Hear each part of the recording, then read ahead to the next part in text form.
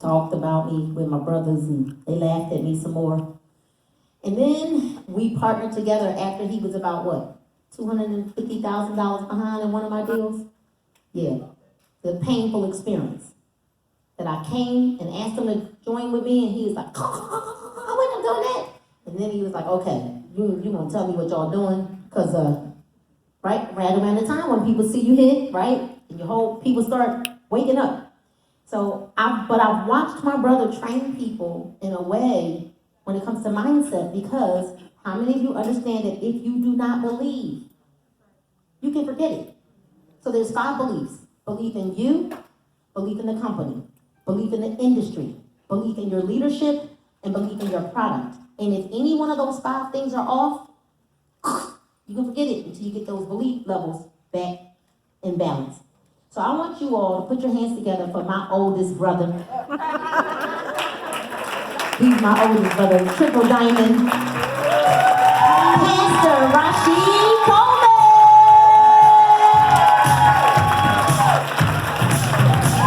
Oh, stop it. Really, we'll waste our time if we keep that up. We're on a very tight schedule. We want to make sure that we're very responsible with all of your time, because time is life. Right? I think people make a huge underestimation when it comes to time. We say things like time is money and time is life. Every second you spend, you don't get back. Right? So, you heard Mrs. Moore. She really did just tap into one of the not-so-secret keys to success in any endeavor, right? Belief, all right? And we talk a lot about mindset, certainly as experienced network marketers, because interestingly, my sister, she keeps telling that story that we laughed at her for being involved in network marketing, but that's not what we were laughing at. Like when the first business she was involved in, it was like they were doing garments, right? And I literally told her, I was like, Nina, I'm not selling panties. Like, I'm just not doing it. It didn't go with who I believed I was. Like, I wasn't doing it, But again, you have to understand something. Like, we can't go past where you see yourself in life. All right? Now, quite honestly, far too many people, we tend to see ourselves where we believe our family or our friends or the environment in which we were raised allows us to be. And many times, people are most comfortable with us subsisting, living beneath our maximum. Do you see this? So for any one of us, if you're still living through some of that either direct or indirect conditioning, you're going to have a very personal and probably very violent conversation with yourself. And that conversation, I use that word very intentionally, because that conversation has to be a question that you often hear from without, but you got to ask it of yourself. Who do you think you are? See, when your parents ask you that, it rings with a different context. When your friends or your enemies ask you that question, it rings with a different context. But when you ask yourself that question, who do you think you are? You need to be prepared to answer it. Because I will guarantee you, whoever you think you are right. And that is the rub. So there's some of us here today who we've made the investment of this time and our resources, and we often look at the people at the tables in the front, or if you go to one of the major international conventions, you'll see the people down on the floor, right? And it sparks interest, or it sparks hope. And then I want you to know something. what it often doesn't really tap into is belief. We believe they can do it. We believe they are different from us. And I'm going to tell you, the only difference is the motive. The motive. What's driving them from within. So I had this interesting conversation with my son not too long ago. He's 19. He's been able to achieve emerald in the company. I'm going to tell you something. He asked me, Dad, how do you turn on that switch? And he's 19. Because he's discovering something. That whatever it is we intend, the motivation, if it comes from without, you're going to need to re-up on that motivation over and over again. And unfortunately, it has been said, these are not my words, it has been said, motivation is like a shower. You got to do it every day. You see this? But when we become certain of what we believe, like, I deserve my best life. Yeah. I'm worthy of it. And not because we've done anything spectacularly. I believe we'll do things spectacularly when we realize who we really are. You see this? We'll operate out of our knowing of ourselves. So, if you haven't asked that question, ask yourself today, who do you think you are? If you're a triple diamond, you'll show up as one. But it begins with how you see yourself. All right? I also learned Darren Hardy. I was in a convention once, and Darren Hardy, the progenitor, creator of the Success Empire, right? Anybody familiar with Darren Hardy? Yeah? He said something, I will never forget these words. He says, you only need but one excuse, and you'll have everything you need to fail.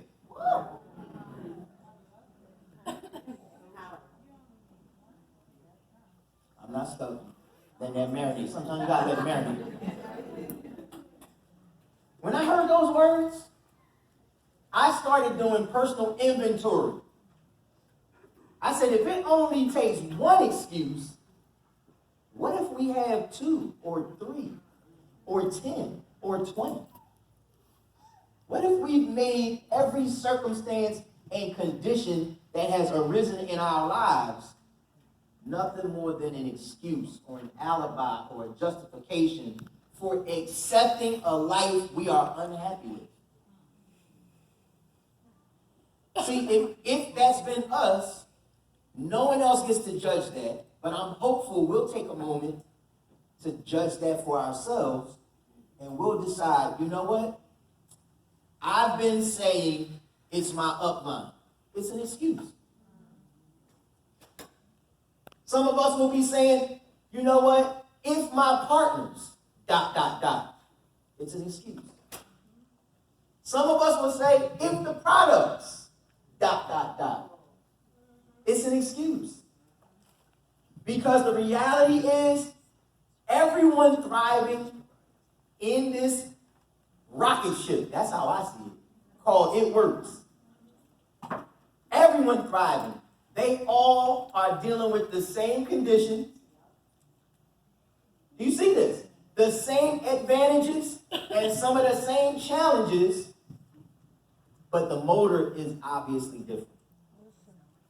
And so I also learned this, that champions, you're going to have to just decide if you're going to be a champion, right? Champions, there's something about a champion mindset. They hate losing more than they love winning.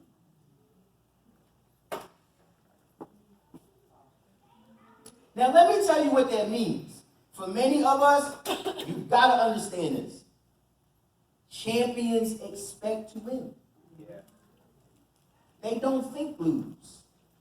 So it's not a big deal when they win. When they win, they've done what champions do. But when champions lose, they dent lockers. They kick over tables. They curse at people. I'm not advising you do that. They're ready to fight because their champion mindset has been violated with this anomaly called a loss. You see this? And so you heard the queen herself say earlier, like, you just got to show up. And you got to show up every day. So guess what some of us are going to have to decide? That maybe today, if you've been losing, don't lament over that one more day. Don't judge yourself for that one more day. Just decide today that you're going to win from here forward. Here's what I love about this. Winning is a process. Every champion known to man did not start that way. Everyone starts a student first. It has been said, every master was once a disaster. You see this? So let me tell you something. Again, you look at people who are enjoying incredible success in the company. If you had a conversation with them, what they will tell you is that there were many experiences in life that were disappointing and frustrating, and it was who they chose to be after those moments that have made them the value that they enjoy in their lives today. Does everybody catch that? So you got to ask yourself, if you've been losing, do you hate that enough to make some changes? Some changes with you. That's powerful. Right? So guess what? Nobody likes the pain of working out. Nobody likes that. Bodybuilders? Okay, well, my brother Paul he's obviously a bit different. He said he enjoys the pain of working out, right? That is the way that we know we're making progress. That it's working as we're working, right? Do you hear this?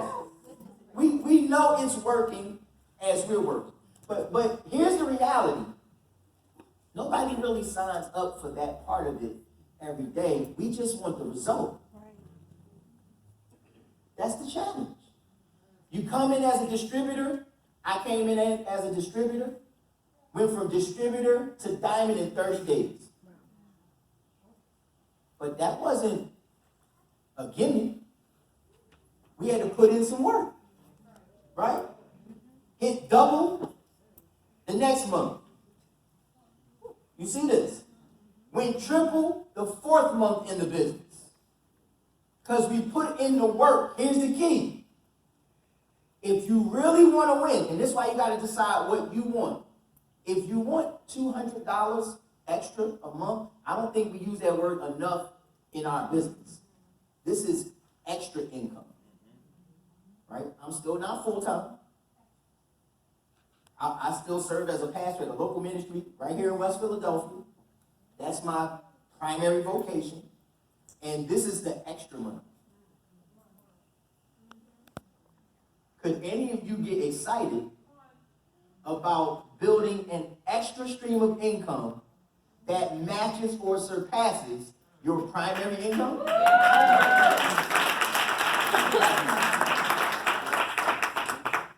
The extra.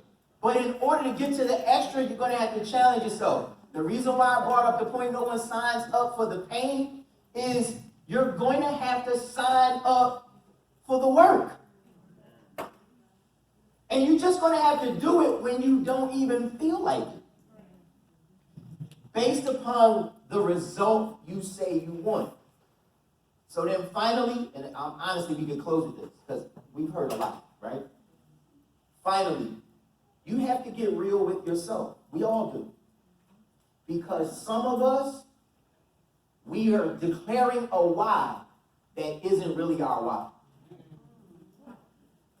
Some of us are such people pleasers that we're saying what we think our sponsor expects us to say. We're saying what we think is socially acceptable. Because the late, great Jim Rohn said something extremely powerful. He said, you can do anything you want in life If you just have enough reasons.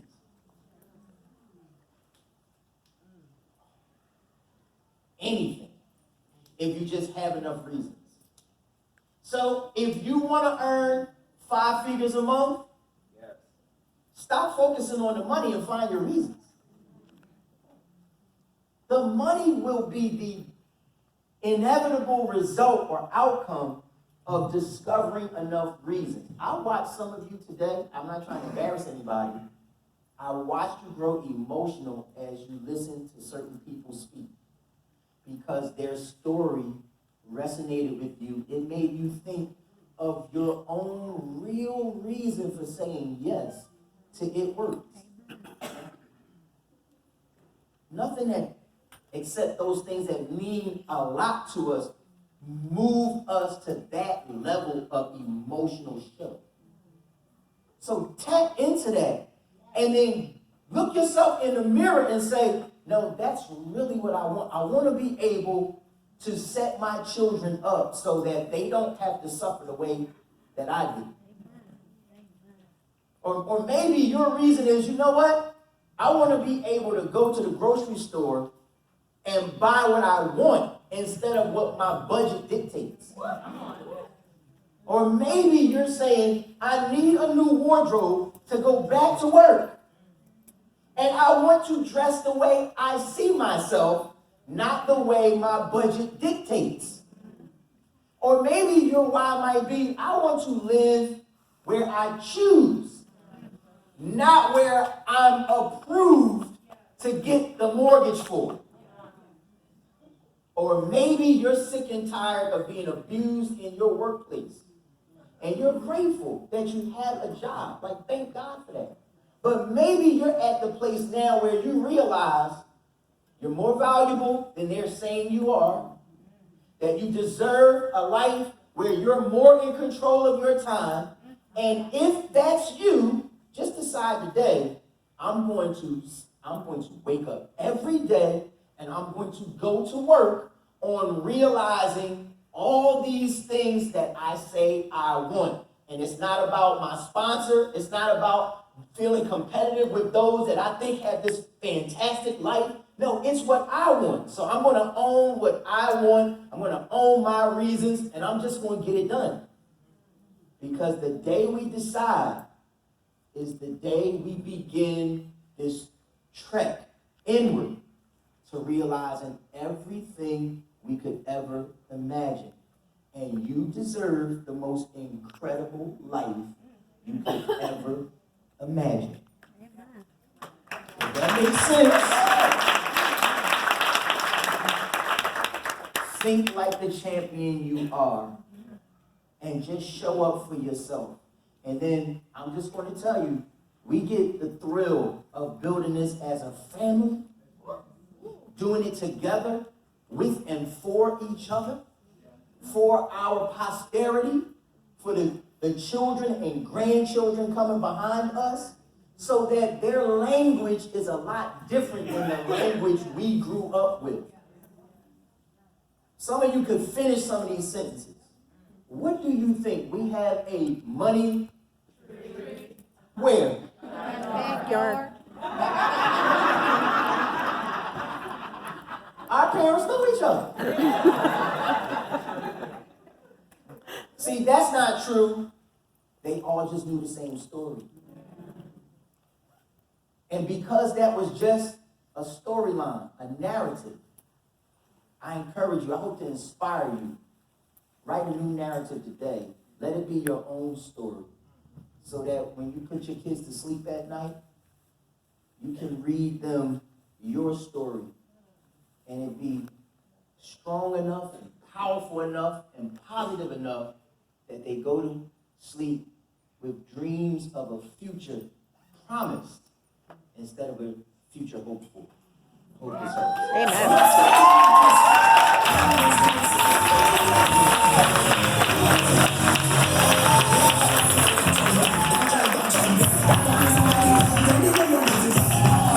Can't get it to stop.